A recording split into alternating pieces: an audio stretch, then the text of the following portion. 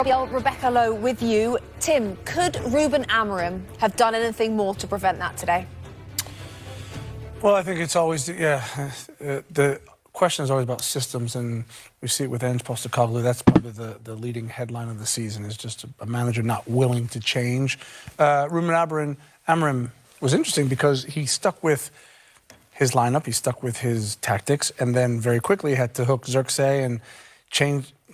Robbie and I were discussing it. He changed it a little bit. It wasn't full out, but he had to stop the rot in the midfield, and he tweaked it a little bit. He's going to have to figure it out. I get what he's saying. He talked to Gary Neville, and he said, look, if I change who I am as a manager, I completely lose my team. That's not true. It's not true. What he needs to do is, in certain positional profiles, have an idea of how they're supposed to play.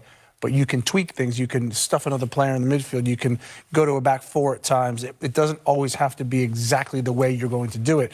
And I think he's learning that quickly. It's interesting because you mentioned that pre-game interview with Gary Neville, in which he sort of said a coach changes their philosophy, changes their belief, they die. And yet he had to slightly change it today. Yeah, he got Mainu on, who was better, who gave him a spot at back. He got Eriksen playing from the left side, but was really a third midfield player.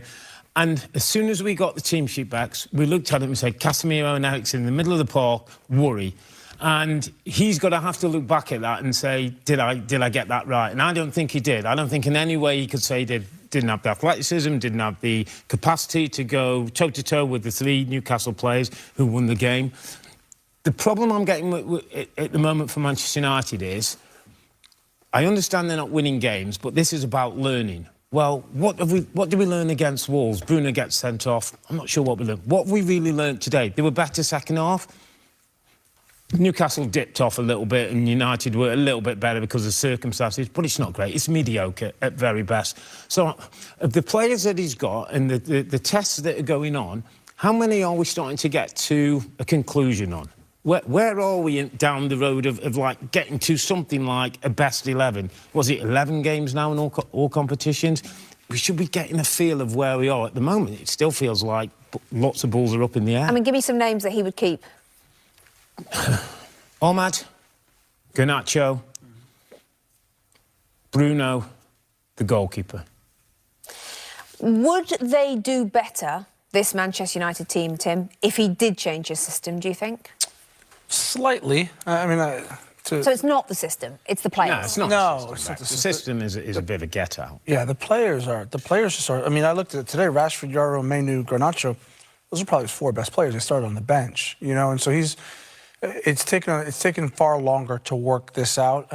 Look, I think I've always stood by the fact they need to trim some of the fat, get some players out in January, which will be difficult. Get a couple in. Certainly an overhaul in the summer.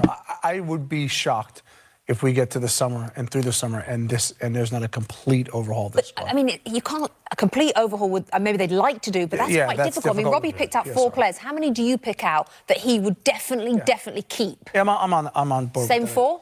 Yeah, I mean, look, Bruno Fernandes. Yeah, I mean, who did you say? Onana, Bruno Fernandes, Ahmad. Yeah, Onana, just possibly. Just you know. Ahmad, yes.